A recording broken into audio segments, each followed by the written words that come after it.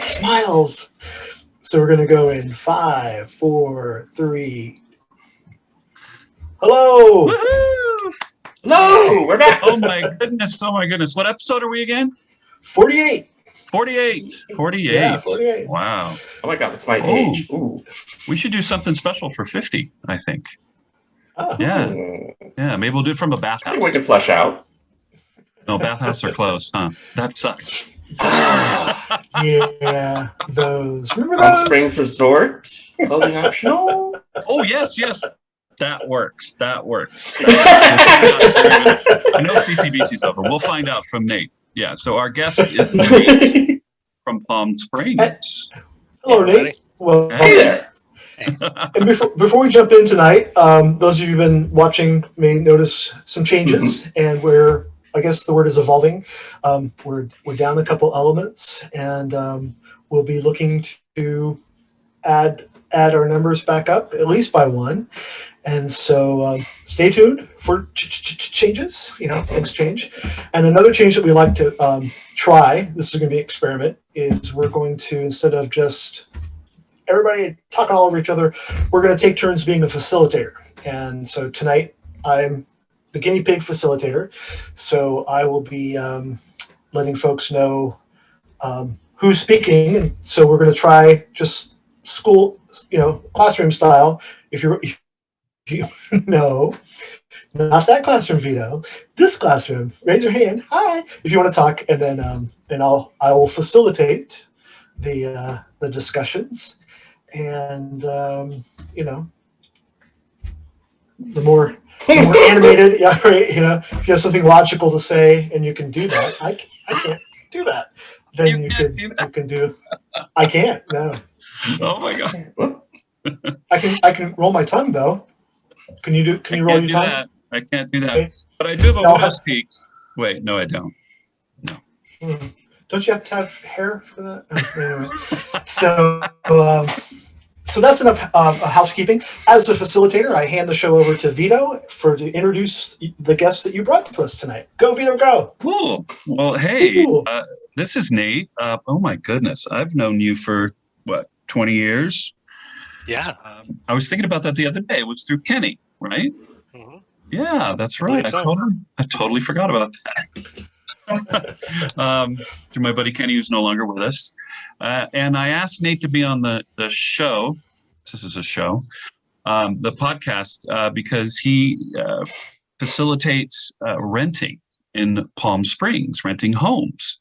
And I'm really curious about, with the pandemic, what the status of everything in Palm Springs, because I used to live there.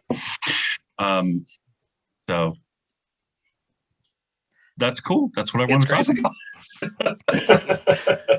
Palm Springs is crazy. I mean, right now we're doing a lot better, which is nice. During the hard lockdown, they closed all vacation rentals, so it had to be, I think we were just cycling out what we had. Couldn't accept anybody for any reason, I believe, unless they were essential workers or basically hospital staff for us. I remember that, yeah. So that was until about June, I think. And then after that, we started opening back up a little bit. And we're back to, even taking in short-term rentals now. And it's really like, if we want to get into it, the safest place to, stay is your own house. You can bring your own little pod, stay in your bubble. Uh-oh. Get your own private fun stuff. That's the whole thing, I think, is, we're keeping a close eye on occupancy, and there's not a party, vibe going on. It's just people who are dying to get away anywhere. And vacation homes do the trick. Oh, okay. Oh, go ahead. So I have friends that live on the Sonoma coast, and one of the concerns about short-term rentals, especially early on in the lockdown, was, please stay home so you don't overwhelm our local facilities. We only have so many grocery stores. We only have so many hospital beds. Tahoe is also feeling that pinch. How's the infrastructure there in the greater Palm Springs area? Is there concerns from the locals that, all these people coming in, and I presume a lot of them are doing like, if I can work from home here, why can't I work from home someplace fun? Is it a us versus them perception with the locals versus the folks coming in, or how's that feel there? I don't really feel like there's a lot of pressure on that side at all. We explode in population during the winter when all the snowbirds come down, so we're built to have a huge influx. And yeah. in the summertime, it's evident because the town seems a bit deserted. Yes. Only the people who really like the 120 for a week straight are going to be there. So, but in the winter, we're jam packed. There's a little slower. It's only in the fact that it's Canadians, more locals from the LA, San Diego, San Francisco areas. Just got more interstate travel. But it's been really nice. It's restaurants are doing outdoor dining here. Nothing indoors yet, of course. Most of the bars have decided to create menus, and so those spaces are open with lots and lots of outdoor space. Mhm. And they've been doing a really great job about keeping things clean, keeping people and keeping masks on, in the appropriate areas and all that stuff. So personally, I'm staying in, not going out just yet. But it seems to be doing really well. At least the businesses that have been able to adapt quickly. The city's really, taken steps. They've closed down Palm Canyon to allow for more outdoor dining in certain areas for a while. They tested that out as just a huge dining area, foot traffic only. Mhm. Oh, wow. And yeah, it worked for quite a while. Yeah, it was pretty neat. It's almost like having street fair if you're familiar on Thursdays out Yeah. here. Yeah. Kind of a permanent thing down on the strip. So Is that still going on? well, they don't close it completely now. What they've done is they've closed a couple of lanes down and used that as expanded, outdoor space. So it's a little more narrow at the end of it, but that's about it. Oh, wow. Well, that totally works. Have you noticed any? I'm going to talk. Have you noticed any closures? Has anybody closed permanently? Yeah, a lot of things. Off the top of my head, I know the Riviera is closed and it's turning into Jimmy Buffett's Margaritaville Resort. Oh my God. So yeah. Okay. I'm not I don't know. That's not really my crowd. I liked the old retro mod. Yeah, Riviera I did there, too. Oh, didn't that's too survive. bad. Oh no. There've been a few restaurants that closed too, but by and large, they've been okay. We've been doing a lot of people here survive on takeout. So Right. And then I remember I'm on the Tropicals Facebook, and I guess one of the employees was eating inside, and they got fined. The inspectors were being assholes, and fined them. But I don't know what happened with that. Did you ever hear about that, or have you heard any other restaurants being fined for feeding people? It was mostly in the beginning when it was starting. not really. I mean, it was I was out when I was out at a bar when the order came out to lock them all down.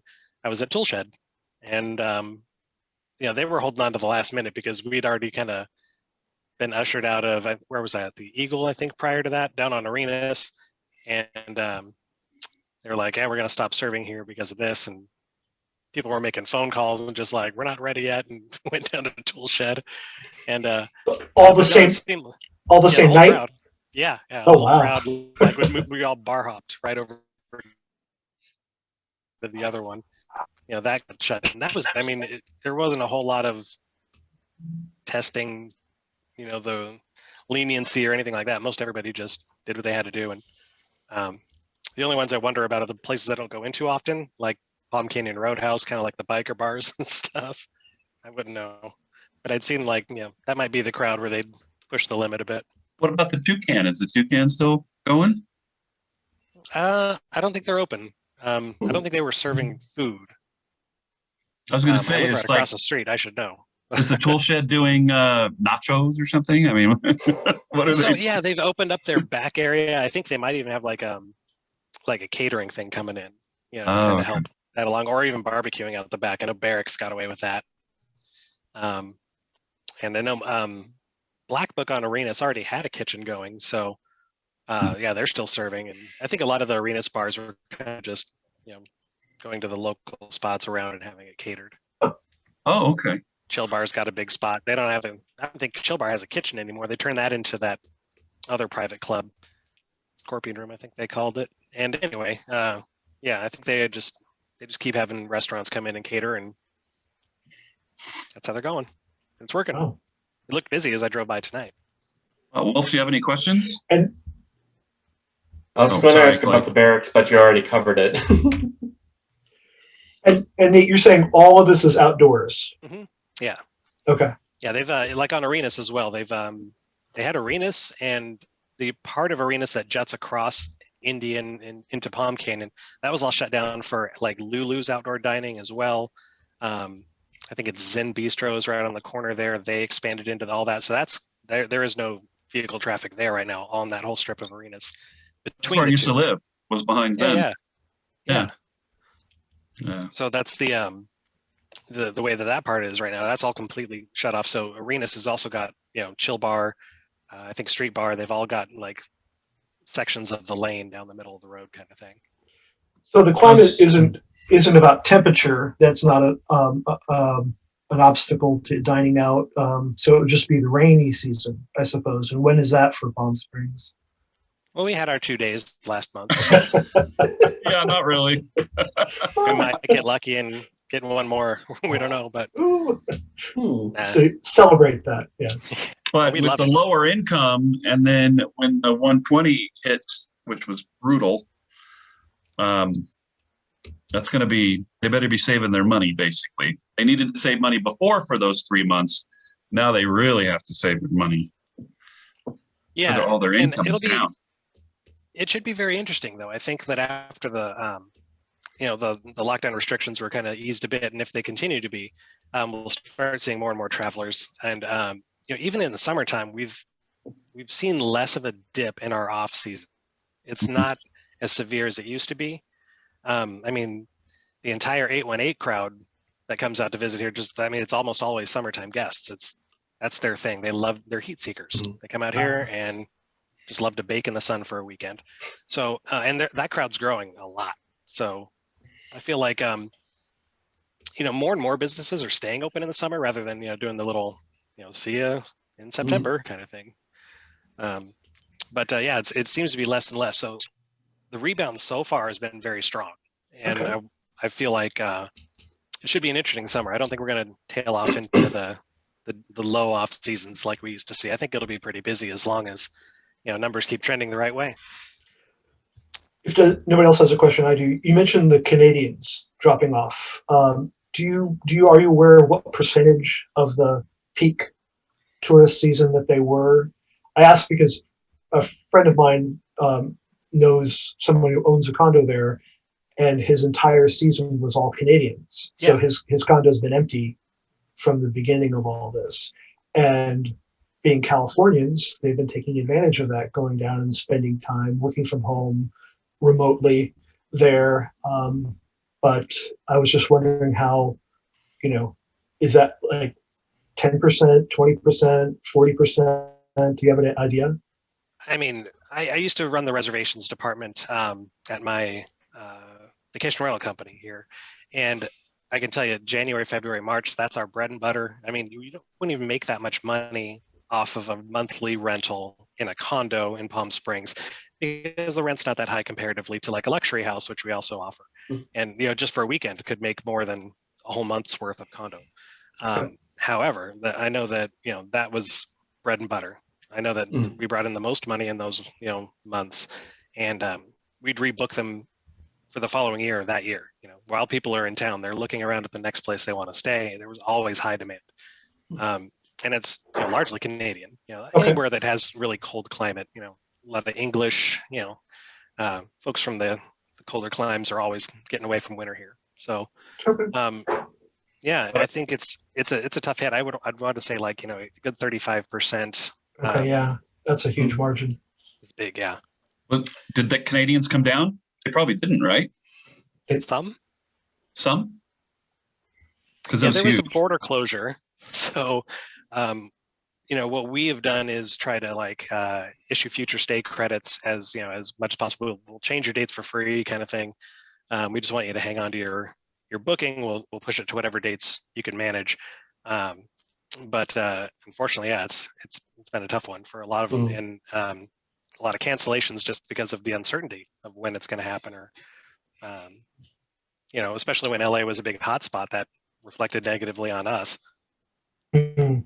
Wolf, you had your hand up. What's up? Yes, I was wondering what was the situation with the various resorts there. Resorts like Chaps 2. Oh, sorry, go on. Yeah. Yeah, the resorts, I think most of them are open, but their capacities are limited, and I think the common areas for the most part are closed and off limits still. I know personally, even in my condo complex, they've changed the locks on our sauna that can't be used. So I think it's the same way for most, public areas like that. CCBC, I know somebody who was there recently, and they said, that's all walled off right now, all the non-hotel areas. That's all completely walled off, but they still have the pool and the lawn and jacuzzis and stuff. But everything else, it's pretty much a kind of a window shopping experience, I think. Probably like back in the old days, the walk is probably busy back there. If it's open, I don't think that's open. It has to be because there's rooms back there that only have access back there. Well, that's true. Yeah, you got a point. Unless they're not renting those rooms. I think that they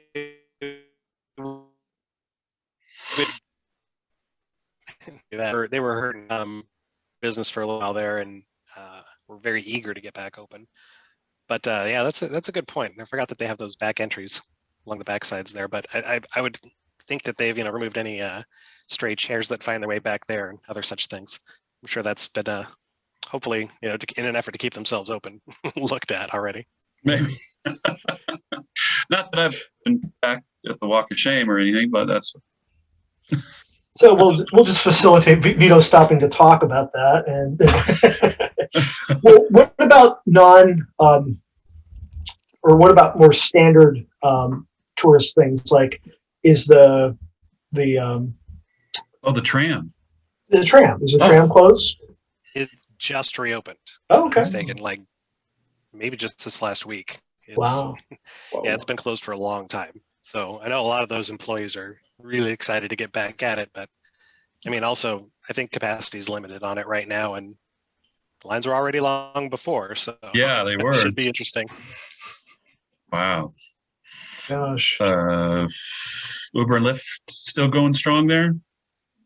Well, yeah, and I know that I'm curious. I'm not much of a casino guy, but they did open that new casino as well, right in Cat City. Just a little bit past like the Mary Pickford, I guess, if you're going down 111.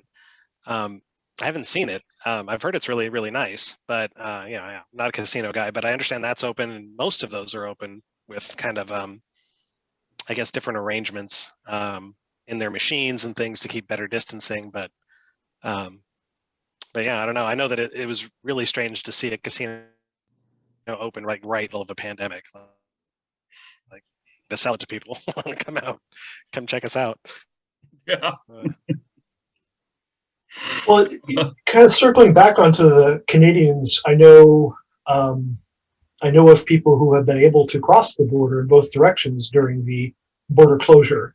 And are you seeing more people being able to do that, or is it still pretty limited? I think it's limited. I think it's the people that are really determined to come will come. I know there's ways around it, and there's, if you have some sort of business here, you can get exemptions and things to cross the border and, stay for a few months. So it effectively works like a travel visa. So I don't know. I feel like it's definitely limiting what we would normally see in our winter season. But thankfully, most of it's being supplanted by, LA and San Diego mostly, and even San Francisco guests coming down, which is great. Cool. Yeah, I almost went. Oh, sorry. Go ahead, Vito. I almost went to Puerto Vallarta, but I don't know. I kicked in and said, you know what, this is probably not it's not very smart to go right now. Funny story. I would love to go. I thought about Palm Springs is one of the first places I will go once everything clears up as far as the pay is concerned. But hey, I want my spa, damn it. What were you going to say, Nate? Funny. So yeah, so my partner Ray is working with a business who's trying to open up a restaurant in Puerto Vallarta. And so he'd been there for maybe a month and a half. I hadn't seen him in a while. So I booked a flight to go down right around, and had no idea that same time as all going to Puerto Vallarta anchor parties and all that. They got all that great attention. And so I was like, first of all, it was, it was nice down there weather-wise, but it's still a pandemic. I'm staying away from those bars. Most of them are kind of observing distancing Ish, yeah. okay with, but I didn't even go in. Like, I looked at it all and was like, totally fine. I can come back. I can do Puerto Vallarta to see my partner for a little bit. Yeah. Right. I think I checked in on Facebook. Oh shit! I had to delete that right away. I'm not part of that. Yeah, that New Year's Eve debacle, or it wasn't a debacle. I guess everybody had a good time in that county outside of Puerto Vallarta, but then the news got it, and it was just like, it's just not a good idea to go. Yeah, the boat was a debacle, I guess. I was going to say, the boat sank, What? No. The New Year's Eve party that was in the other county. The New Year's Eve party that got all the attention. That got all the attention. Yeah. Gotcha. Wow. So, what would you say, Nate, to someone who's thinking about booking a trip to Palm Springs? Like, obviously, if you're looking for a packed bar and a disco, that's not going to happen. But what, setting those obvious pandemic closures aside, what's there, and why would this be a good time to come to Palm Springs? Is that a fair question? Yeah. I mean, we're going back to our roots, man. We're more of a quiet desert getaway. Okay. We got a reputation, I think, back in the 80s as being like the spring break place for a while. And then that tailed off really hard. I think it kind of came back quite a bit. We got a lot of hipsters in town here. Like, you'd be amazed at how well the Ace Hotel does. And, with that crowd that just, you can just celebrity watch all day there. It's super fun. But yeah, nowadays it feels like, we're going back to check out our hiking trails, get out there, go bike riding. That's super popular right now. And there's so many people walking the streets. Like, I live right in Las Palmas, and that's a great neighborhood. It's mostly flat. It's great for walking dogs, just walking, bikes, all that fun stuff. And I mean, on even a regular weekday, it's packed full of people, in their little pods, walking around, masks on, all that stuff. But yeah, it's less of the party atmosphere. It's more of a come here, lay by the pool for a while, just take it easy, order Uber Eats. What's your traditional season? You mentioned the season starts in September typically. When does it end? Well, even September is kind of pushing it. It's still really hot in September. But our snowbirds really get in here around December. Okay. January, February, March, super strong. April's more of our festival season than anything. So it's all Coachella, Stagecoach, all that fun stuff. And then by May, it's hot again. Mm-hmm. For our viewers, Really hot. quantify hot. So yeah, I'd say May gets you ready. Even April. April it'll start. We might hit 100 degrees in April a few times. Usually right around Coachella, it starts to warm up, and then May we're gonna hit 100, low hundreds, pretty much the whole way through, consistent, with spikes of up to probably. And then June hits. June's worse. And during the hot season, what are the lows? Like how does it get down to the 70s? Is it a huge dip or is it not at all? So what's the variance? If it's 120 or 110 during the day, how much will it drop off at night? About 20 degrees. I mean, it's still, I've been exiting bars, closing down a bar, having a great night and all that stuff, and get outside, and it's like, it's still over 100 degrees. Wow. Oh my God. And you'll thank yourself for drinking water. That's a huge tip for anybody who comes. Order a water between your drinks, and don't be that messy girl. That's the key. Yeah, it's true. It's true. There, we had a little pool where I lived, tiny little. I think it probably was a giant hot tub before, but it had converted to a regular pool, but it didn't have a heater. They'd taken the heater out. And during the summer months, it was great because the water was hot. Because it's so hot outside, it heated the pool. Yeah. For our vacation homes, we charge a pool and spa heating fee, but not in the summer months because your pool and spa are already beyond what we would heat them to in the winter. We put them up to 86. And usually in the summer, they're 88, 90, all by themselves, day and night, doesn't matter. Yeah, I'd go swimming in the morning before it got hot. And I'd take the dog out to go pee because I lived upstairs, and he'd have a sweater on because the air conditioning's on 24 hours a day. And then you can't let them touch the asphalt or they get burned. Asphalt is crazy hot. So even concrete. Yeah. Yeah. Doggy shoes are a thing out here for sure. Mm-hmm. I can't get them to stay on my dog, but thankfully we have like a shaded route that we use every day in the summer. That's the only way we can do it. Yeah. He has shoes going off in every direction 3 seconds after I secure them. So lost cause. Cool. Oh my goodness. Well, what would you say, kind of to round out the conversation of Palm Springs and visiting, and maybe what you see for the future, and when that future for Palm Springs might be? I'm excited for the future because it's only going to get better from here. But again, it's right now it's that kind of desert getaway where if you're looking for a little peace and quiet, if you want to do some reflection, work on your music, read a bunch of books, do some. We're all at right now. That seems like the vibe in town. I'd really like to get to the vibe that we were at before, though, when we were going out having a great time at the bars, people being crazy at the resorts. Just that's a much more party town that I'm used to, I guess, and would like to see happen again.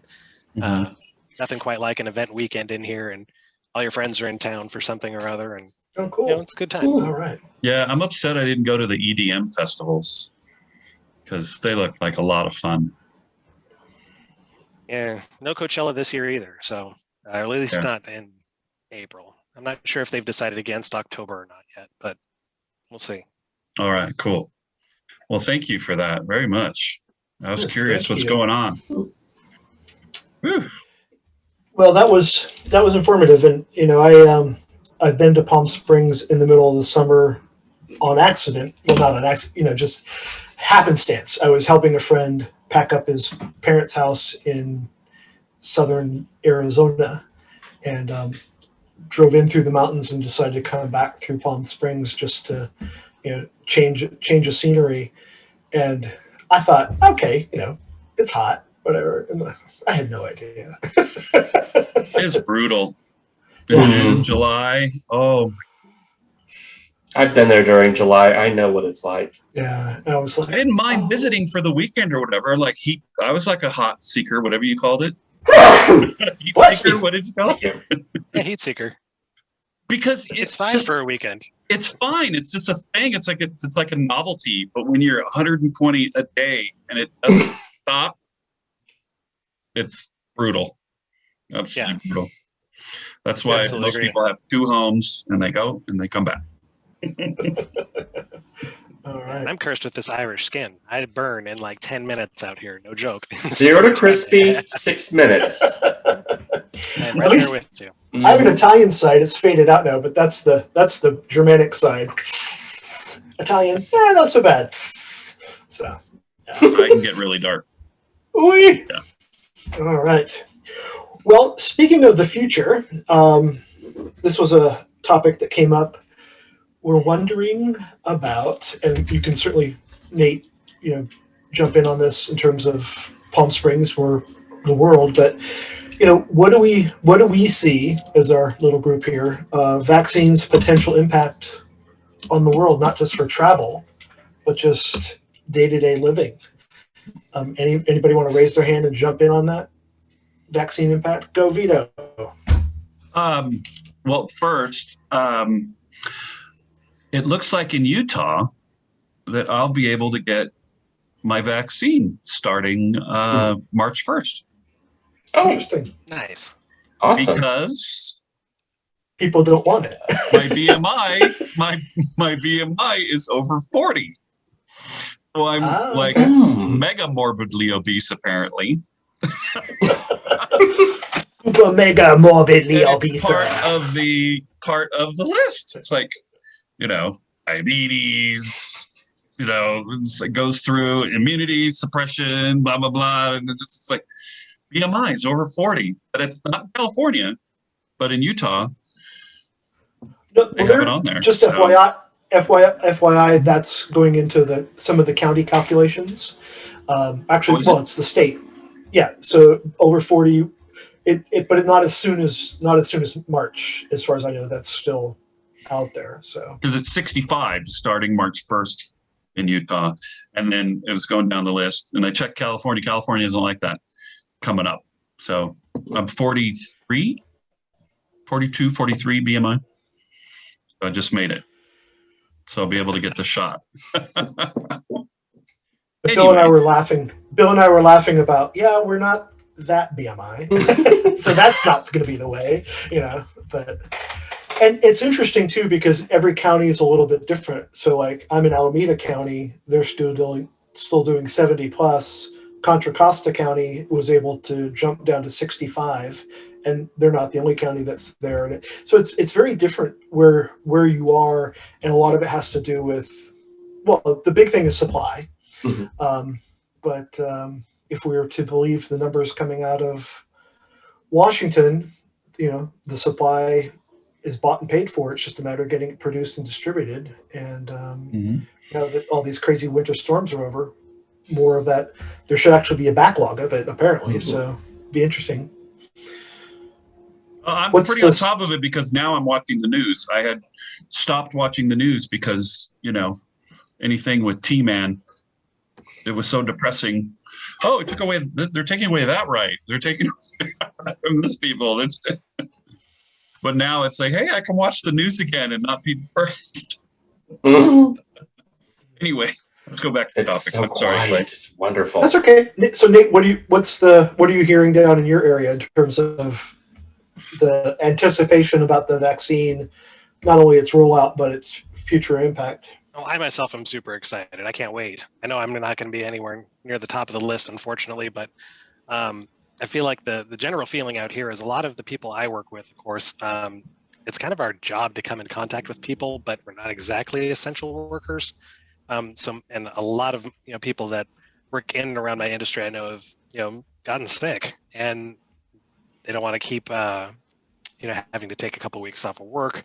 Thankfully, most of the people I know haven't been hit very hard with symptoms, but they're it impacts their whole family. It puts the whole household on lockdown, and it's super inconvenient. It's scary. It's all that.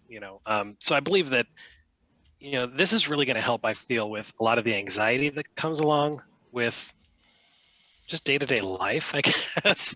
I feel like that kind of making its rounds through, the age, as they drop the ages down. We're at 65 in Riverside County right now. But as that starts to go down and more start getting distributed, I really want to see that kind of exhale happen. I think we're all ready for that exhale, that we can stop being so buttoned up about things and actually see some real return to, I hesitate to say normalcy, but a new normal. Sure. You know? Yeah, absolutely. Well, and what I'm hearing is that one-off handful of situations aside, as a general rule, everyone that's had the vaccine, even if they've contracted COVID, none of them have been hospitalized, none of them have died. And so reducing the severity of a disease that had potential to be, or has a potential to be devastating, like you said, that sense of relief has to be monumental. Are you gesturing, Wulf, or are you? No, I'm just making nodding and agreeing noises. Okay, cool. Mm-hmm. Yeah. Well, what about this whole idea of having a vaccine passport? Does anybody have any feelings about what they've heard about that or perceptions of that? Go Vito, go. Well, the trouble, it's a no-win situation that we're going to lose a lot of rights. You know what I mean? It's going to erode our individual rights. I mean, it's not a big deal in China because they control everything, right? But here, it's just another erosion of personal rights. But it needs to be done, unfortunately. But it's almost like discrimination if you don't have it. What if you don't have your app or don't have your card?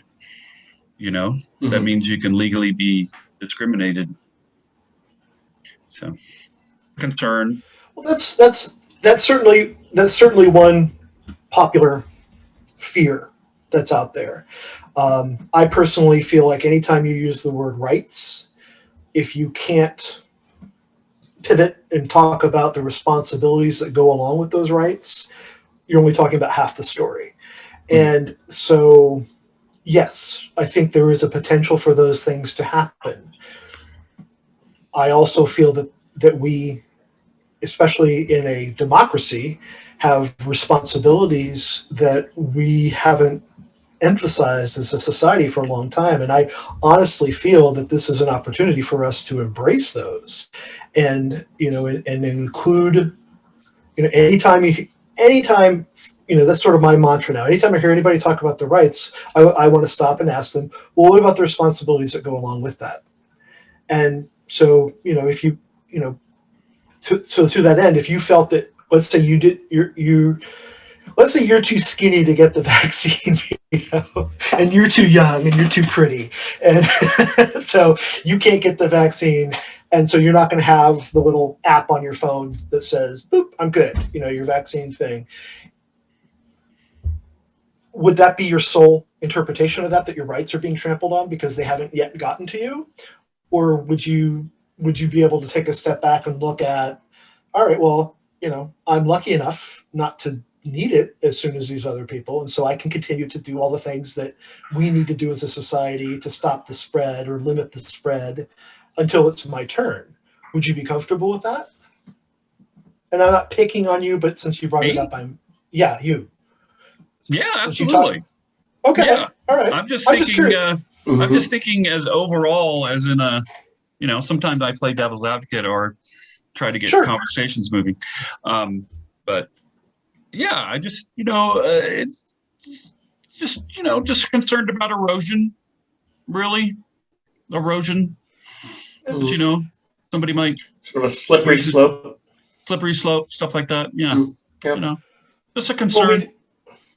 Yeah, and we have a multicultural society, so it starts getting more and more complex. You use China as an example. Japan apparently is doing a similar thing where they're going to have little apps, and if you have a green on your app, it's going to allow you access to venues more readily than people that don't have that. And it's a fairly, what would you call that? A uniform society. Racial, culturally, religious, politically, the Japanese don't have a lot of variety within their society. So I think it's easier to do it in a society like that, like there, or places like, Germany. You don't think of Germany as a very multicultural society. I mean, there are immigrants there, but it's not like here. It's not like Brazil. It's not like, even Canada. Canada is not as white as people think it is. So First Nation people. yeah. So I don't know. I just, like I said, you like to ask questions that maybe play devil's advocate, and I like to take things to their logical conclusion, and so interesting. Well, the Biden administration is definitely. Anybody else have any thoughts about? The Biden administration is definitely trying to, make an effort to make sure that everybody is going to get the vaccine and that everything is equitable. I use that word a lot. So hopefully it'll happen. But I know no, you can't come in because you don't have your card. No, you can't come in because you don't. So I think that's going to happen.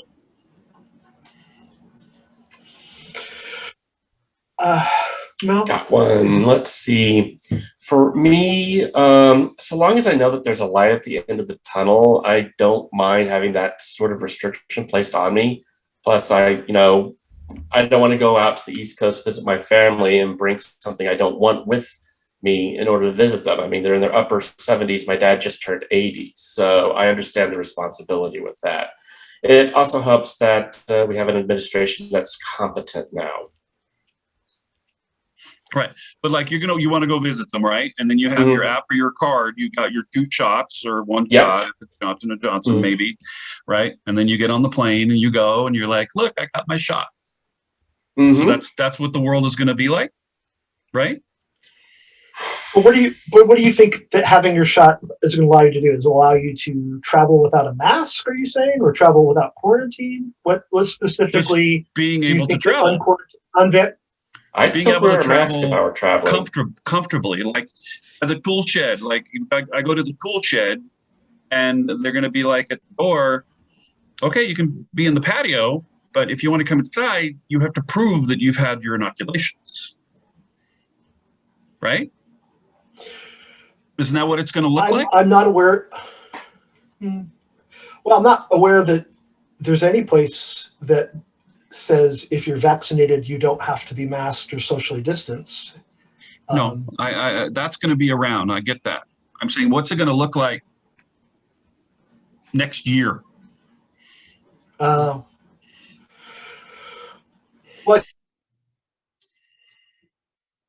I think that if projected with inoculation or vaccinations, I think the biggest challenge that I see is getting ahead of variants.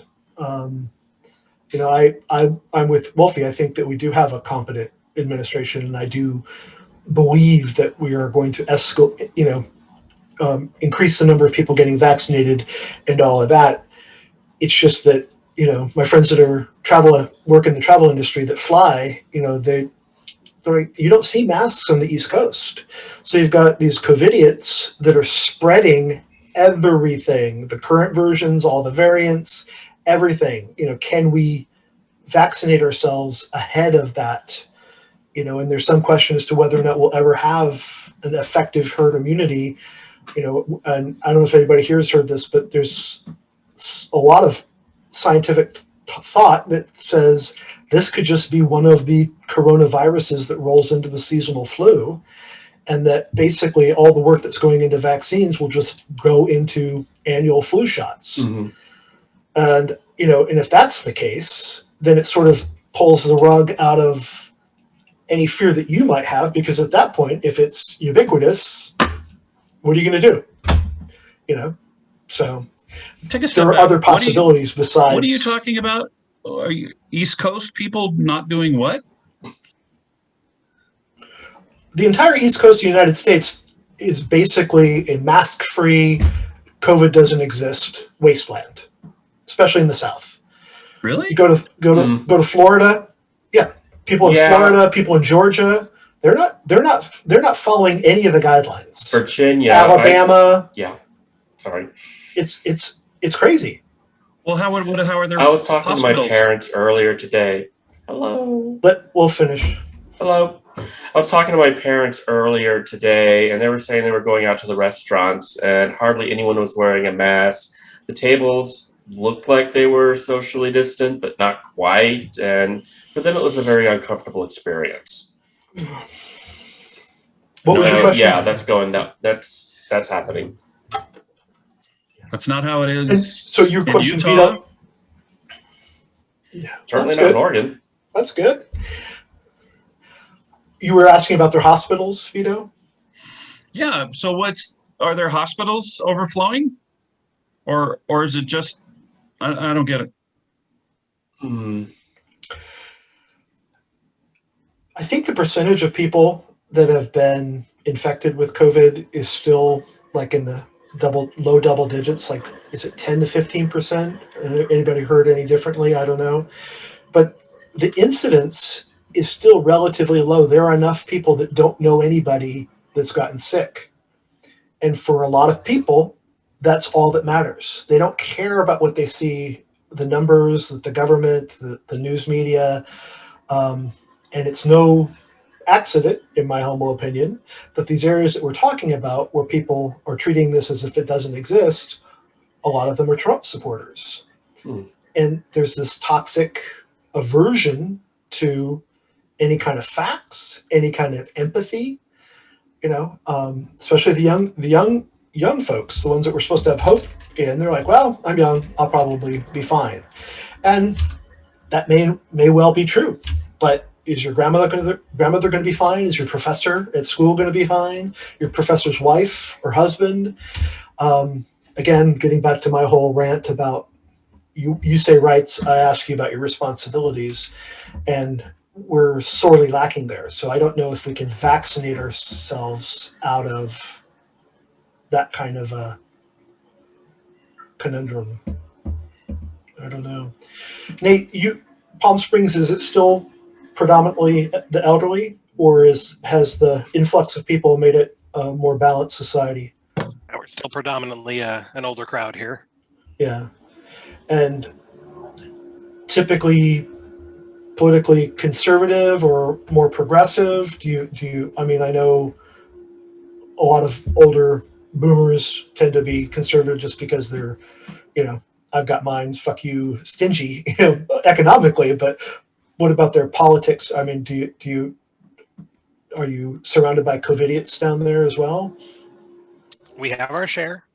It feels like there's less of it here. Most of the time we see them, it feels like they're visitors here. Okay. Like my roommate, for instance, works at a vintage shop right downtown. And, you'll get the odd person walking in, with no mask or whatever, even though, we literally have signs along the road as you're driving into Palm Springs saying face mask required. It tells you what's happening as far as outdoor dining is happening right now. Retail is open. These are like roadside signs flashing this information to everybody. Okay. Everywhere. Signs across the top of the streets, strung between the light poles, face mask required everywhere. And yet still, and they walk into a shop, and you'll be like, turn right around, put your mask on first, then you can come in. He's like, live in fear, dude. And, off they go. Okay, bye. But we get them. But by and large, with politically out here, that's the interesting part. I feel like, we are, by capita, I think we're way up there as far as gays per capita. So that works in our favor, with all that progressive leaning political stuff. However, the desert's also full of tons of old money, and that is super conservative leaning. So, it varies even just from like Palm Springs, which is heavily gay, and then right next door to us is like Rancho Mirage, which is not super gay comparatively, but very rich, very, very, very rich. So, and then of course, I know that we have plenty of the gays on our side that are also very rich and may also lean towards those interests rather than their better interests, Right. moral interests, certainly. But yeah, you wonder sometimes. But I feel like, we do have a nice balance because of the strong gay community here, and helps offset all that old money you see all throughout Palm Desert and Rancho Mirage, even parts of Palm Springs. So it's interesting, out of the four of us, three of us live in very heavily influenced gay bubbles. the Bay Area, Portland, Palm Springs, and then there's little Vito, cast aloft into the ocean. Salt Lake City is mostly gay now. Most of the right, conservative Mormons have gone a little bit farther south. But does that bubble extend over to where you are? No, or do you have to commute into it? I'm about 20 minutes outside of Salt Lake City, and no, it's conservative, but it looks like it's just it's just a little suburbia. It's really no different than La Habra, Are there gay clubs still private clubs? No, not anymore. No. Oh, hey, progress. But a few have closed because of the pandemic. Do you still have mini bottles of alcohol? There's still mini bottles of alcohol. That's full normal bars, right? Mini bottles. Before, I used to have private clubs and mini bottles that you'd had to get. No, it's all normal. They have the spout.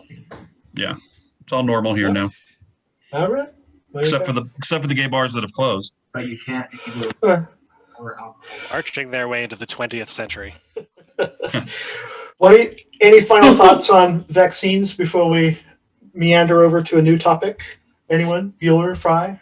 Hands? Anyone? All right. Okay, so we're going to shift gears here a little bit, and we're going to talk about, we're going to let Wulf lead the conversation. Okay. What would you like to see during the Biden administration? Wulf, you're the facilitator of this topic. Go. Okay, so my thoughts on this is that I would like to see, of course, something continuing to do stuff about the pandemic. And I was wondering what everyone else's thoughts were on where they think the Biden administration should go now that we actually have a competent administration in place. Let's see. Yes. I have thoughts. Go for it. Thank you. I would like the Biden administration to, instead of trying to find compromise and concessions and cooperation and all these wonderful words across the aisle, I'd like to see them do that within the divisions of the Democratic Party. There are, we wouldn't have a Biden administration if it wasn't for Stacey Abrams in Georgia. So why not push her group's agenda ahead of, all the traditional ones? Many, the gay community isn't completely uniform, but we are, as Nate pointed out, pretty heavily socially liberal and socially minded. And I'm not saying that the Biden administration ignores us, but I would rather see conversations about, how are we more inclusive, work within the party itself. You've got the White House, you barely hung on to the House of Representatives. You get a 50-50 split with a veto power with Kamala Harris. Don't worry about the folks. They're always going to be there. Just, do the best that you can with the slim margin that you have. That's what I would like to see. Okay. Vito, do you have any thoughts on that? Oh, wait, Nate. I can't help but think, foot on the gas is all I can think right now.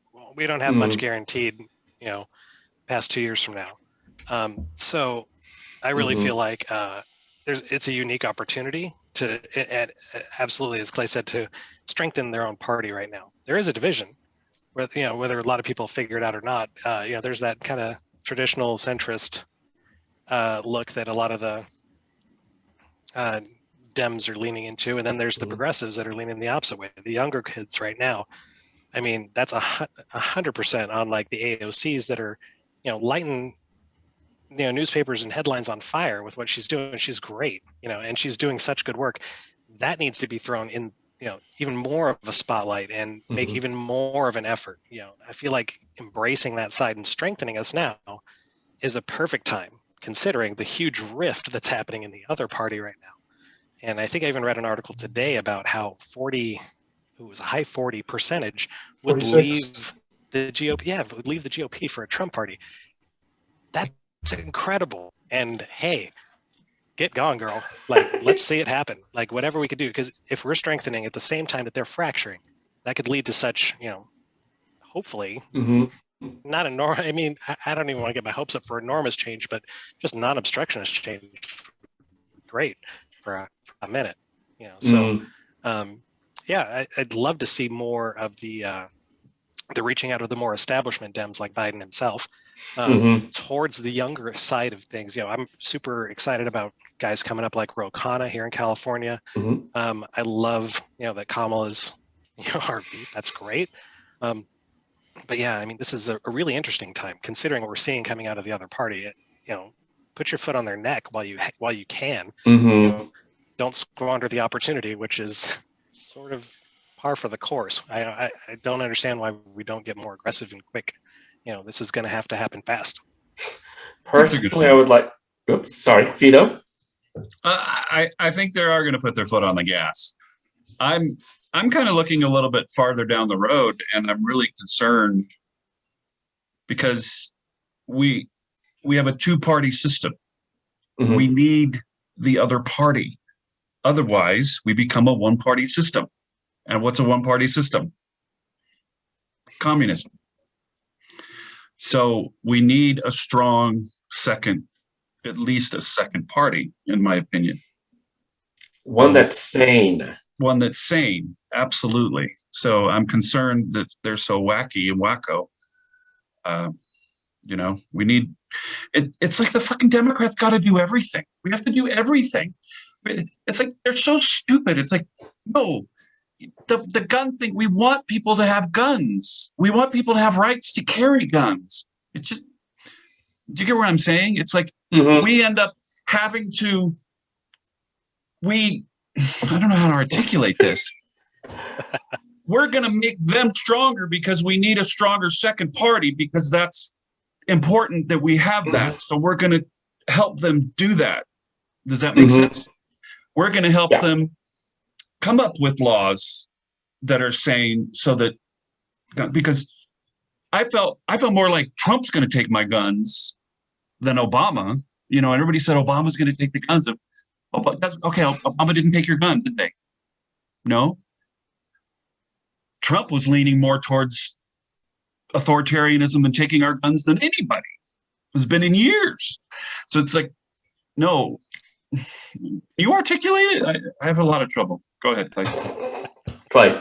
Well, the thing about the guns is the gun industry has been using that ruse for generations to convince people to buy more guns because it didn't matter. Oh, somebody was always going to take your guns. Nobody's going to take your guns. They might take your automatic weapons or your semi-automatic weapons, what you should have had in the first place. But that's a whole nother discussion.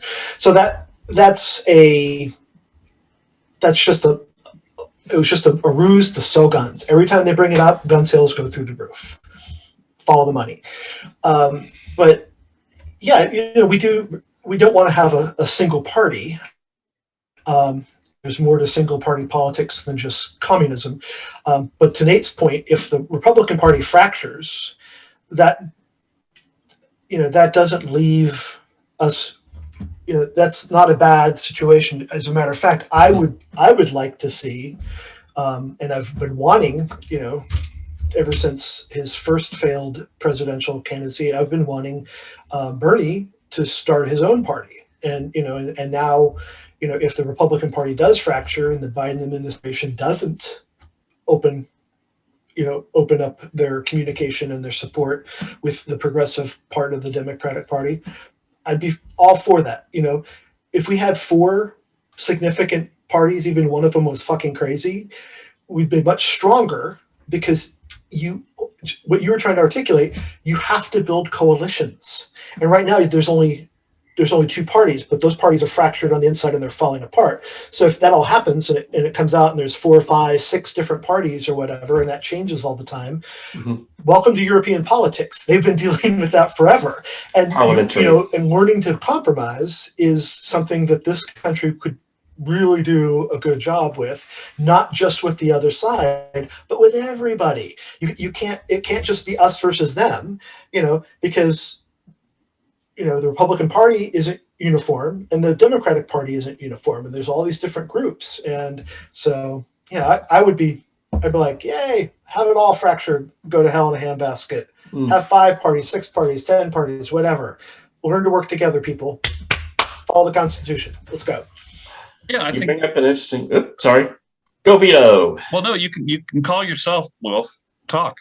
Oh, okay. I call myself. All right. One thing that I would definitely like to see, and it goes along with what Clay's saying, is the Democrats get aggressive on both election and campaign finance reform, because this is probably their only chance to really fix things. Because standard historical record is that the party that's in power will lose seats midterm, and the last thing we want is basically a bunch of crazies back in power again. So this is probably the best time for us to say, hey, this behavior, this gerrymandering, this voter suppression, this rich being able to buy politicians thing is completely unacceptable. Let's do something about it. Yeah, but what I'm saying Go, is go. they're doing the gerrymandering. They're doing that's not going to work in their favor in the long run.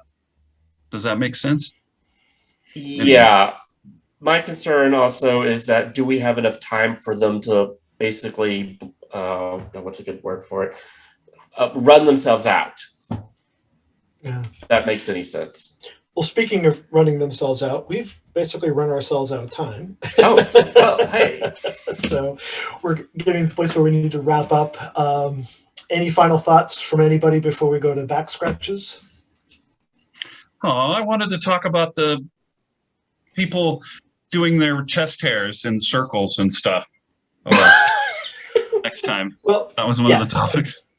And then we're doing t-shirts. We'll put that on the topic list, and we'll put the links to all that in there. So and we'll the jockstrap, hold your junk up. I wanted to talk about that too. So when you're doing your back scratch, I heard Wulf say about t-shirts. You can show your you can show your t-shirt as well. So, all right. Well, who would like to show us their t-shirt and give us their back scratches? Raise your hand if you want to go first. Anyone? Wolfie. I'll go. Yep. You can barely see this because it's been so faded. What I got here is Bowser, done by an artist by the name of Teethlebone. So he did some shirts a while back. And I picked up one of these shirts and I'm really been happy with it, except now it's fading. So I hope he releases new ones soon. Going on the back scratches, I'd like to give a big back scratch to everyone here. Really good to have you guys around and that we can continue doing this because it is a lot of fun. And also like to give a big back scratch to my friend Sarge out in the New England area. He's been a little down, so I figured, hey, reach out, say hi. Hi, Sarge. Hi. Thank you, Wulf. Next. Anyone? Go, Nate. So, yeah, oh, yes. That is awesome. Eternia is burning.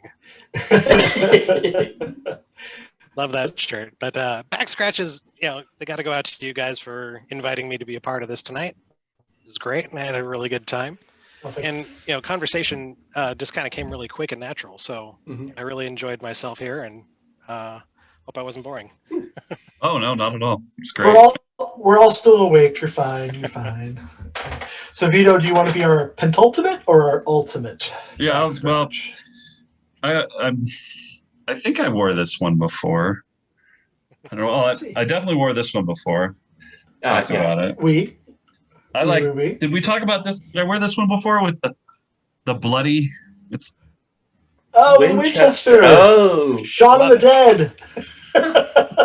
In London, I like because it was London Tavern. The Okay. blood on it. I get weird looks when it's got a bat with blood on it. Back scratch is definitely you guys. We've had some changes, but we're gonna keep going and create ourselves anew. And I do get a lot of joy, so thank you guys. And Nate, you're wonderful. And let's see what Backscratches. My roommate's stepfather, took me out in his Model A truck.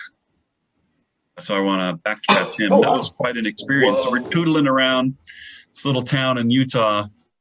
It's cold outside. We got the windows down. We got our masks up, and we're going, 30 miles an hour, going out to town. Woo. And that was a hoot. I really enjoyed that. So That's great. Thanks. All righty, thank you. All right, well, last but not least, it's Clay. So wearing the classic Bear Element t-shirt. Almost fell out of my chair there. Don't get old, as my mother-in-law said. Too late, I replied. Big back scratch to all of you. Thank you very much. And all change is challenging and can be difficult. So I appreciate everybody hanging in there. Nate, it was a pleasure having you on board, and appreciate your insight and your contribution. And frankly, I think you can tell a lot of person about if you ask a question and they actually answer it. So thank you for that. Doesn't happen all the time. So appreciate that. And I guess a big thank you to whoever discovered antibiotics, because a week ago I thought, oh, my ear feels funny. And, next thing I know, I have a full-blown ear infection and it's spreading and antibiotics are miracle drugs, but they're not without their side effects. So if I have huge bags under my eyes, it's not just being old, it's being wiped the fuck out. There's not enough yogurt in the world to get you through that sometimes, but hanging in there. And my partner, Bill, for putting up with me, because I get a little whiny when I'm sick. Just a little bit. Yeah. But this has been fun. And I'm glad that we're moving forward, and we'll fine tune some of these changes and all that. And appreciate We're gonna bring the wheel everybody back being here tonight. I want the wheel. We certainly can.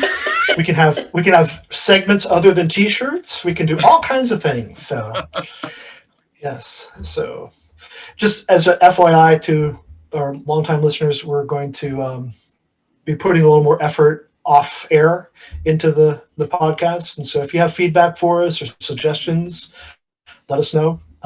You can message us through the various bits. My brain is melting, so I can't think what they are right now, but you can put links to that under the episode, can't you, Vito? Where people can communicate with us. Mostly Facebook right now. I'm thinking about starting a Facebook group, because those tend to be a little bit more interactive than the pages. So that's probably coming. More changes. Yay! So, all right, guys. Well, then, if there isn't anything else, let's wrap it on up with a hearty thank you.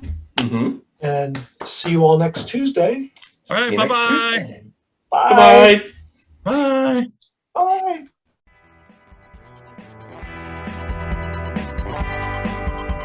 Visit us at bearelement.com.